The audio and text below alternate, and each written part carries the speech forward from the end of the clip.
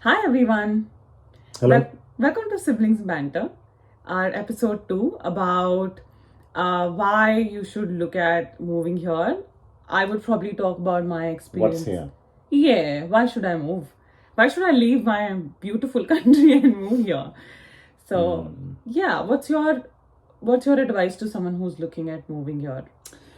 I guess it'll depend on your motivation. What is it that you're looking for? What is it that you want to do when you come to Australia? Do you want to build a solid career in a particular industry? Are you moving here as a student? Are you moving here as a skilled migrant? Are you moving here as someone who's getting married to a person who already lives in Australia? It'll completely depend on your motivation to move here. But one of the reasons people do come to Australia, not just from India but other parts of the world, is for better quality of life, better quality of education for their children, clean atmosphere, great infrastructure, to name a few.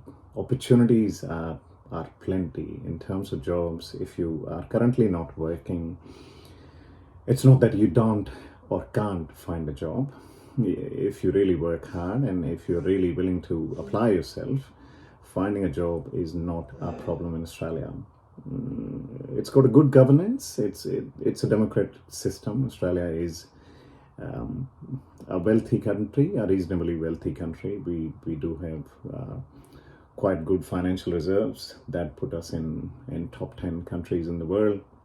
Despite small population, there's only 26 million people in Australia as per the last census, which was conducted by Australian Bureau of Statistics, and that population is steadily growing. There was a small halt during COVID, but for example, in 2023, we are expecting almost 350,000 migrants, 400,000 migrants to come into the country, and this number could keep growing up. And when people do come to Australia, some of them might come here for a working holiday visa, where they are backpacking through the country and they simply want to travel and enjoy the experiences. Yeah. Some people come here to study. Some people come here for research. People like you who had a really amazing job in a different country still plan to make a move to Australia to either take their skills to the next level or chasing a big lifestyle. So it'll completely depend on your individual motivation to move here. If you're getting married to someone who lives here, obviously you made a conscious choice. Nobody is telling you to do that. But if you do make that choice, then you are not going to regret it. But there are, like any other country or like any other situation where you are migrating from your hometown or your home country to another one, there will be pros and cons. There will be good things and bad things. You can talk about some of those things which you which made you question as to why. Yeah. I still do that. I will not deny it. But my initial few months, every day, I think every week, I would want to go back because when you consider moving here, also think of the fact that there's no help here. You have to do everything yourself. No domestic help is what she means. Yeah. Everything closes at 5 o'clock.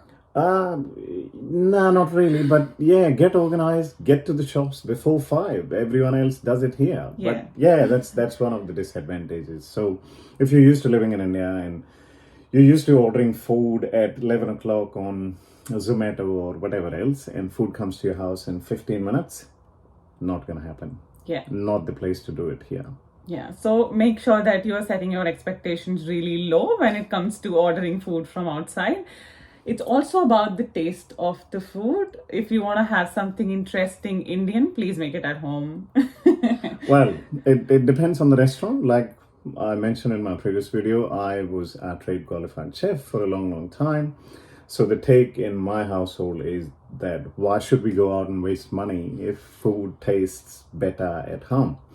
But eventually it'll be a hit and miss, and you'll find a place where you like to frequent or you like to go back. Or maybe you'll end up compromising with the fact that the food is not as spicy and masaledar like it is in your home country. Yeah. Could be Mexico, could be Italy, but the food will vary from place to place. Yeah, so that's one thing I really miss about being home, which is the interesting food and the variety of stuff that we get back home.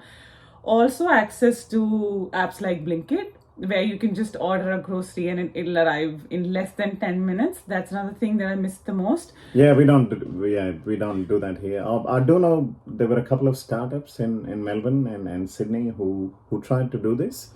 However, you can order groceries through Uber Eats, but in an ideal world, you would want to do your grocery shop either in bulk, depends on how you operate, and then you'll do it on the weekends. Or if you like to buy small chunks of food to get through a couple of days, then you can simply walk into a supermarket and grab things from there. Yeah. What are some of the supermarkets you go to? So the biggest supermarkets that we have in Australia are Woolworths, Coles, LD, and then the IGA. Woolworths and Coles are big corporations, and they are publicly listed, whereas LD is a private supermarket owned by a family, and IGAs across the country are individual franchisees which are owned by individual business owners. So these are the four major ones, but then you'll find a lot of standalone butchers, you'll find a standalone fruit and veg shops, and other similar small shops in your local neighborhood. Yeah. But these are the four big ones. And I don't think you need to carry any food. Like, you get all of the Indian stuff. It probably won't be really close to your place, but you will find a shop that has everything from your favorite pulses to masalas to everything that you're used to back home. So don't worry about carrying big. And also, Yeah. do not try to convert that into Indian money. Yeah. That's another thing. So initially when you come, you look at over $3. How much is it in INR? And I think that's also a big problem. It takes time. It takes a while for you to get out of that mindset. And I think it's okay. Just that be prepared that it's an expensive city to live in, expensive place to live in. Absolutely. Australia is an expensive place to live in. You got to remember the dal that you're buying in a supermarket, or Mexican seasoning you're buying in a supermarket, didn't fall from the sky. It had to be brought here in a ship or whatever the method was. And all those costs will add up. Plus, the labor cost in Australia is quite high. We are paid handsomely here. The person who's on the shop is paying the rent, is paying the electricity. So the costs do add up in terms of groceries as well, particularly since late 2022 or mid 2022. Inflation is now touching 7.5%, nearly 8%. So things have become very expensive. So Akriti has mentioned something really, really valid for you to consider. Cost of living is going to be high in Australia compared to your home country. Yeah. Plus, you will have to do everything yourself. So all the cleaning, dishwashing, that takes a lot of your time. In India, you can focus on your career, your job, and your home will still run on autopilot. Either you're living with your parents and it's been run in a certain way, or even if it's just you and your partner living together, you will have helps. You will have someone who's coming in cleaning, who's probably coming and cooking for you.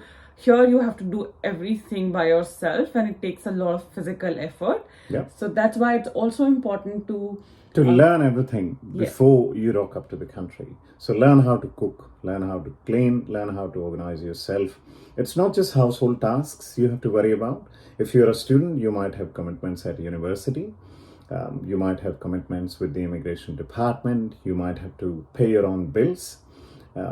Everything else, you will need to organize that yourself. So be really mindful that here, if you're coming along, you are one-man army and you are responsible for everything on your day-to-day basis in your house and outside the house as well. Yeah. No maids. Yeah, that's the highlight of our video today. And yeah, watch us in our next episode. Thank you so much. If you liked it, please subscribe and like and keep on sending us your feedback and your inputs. We would love that. Thank you so much. Take care. Shabba khair.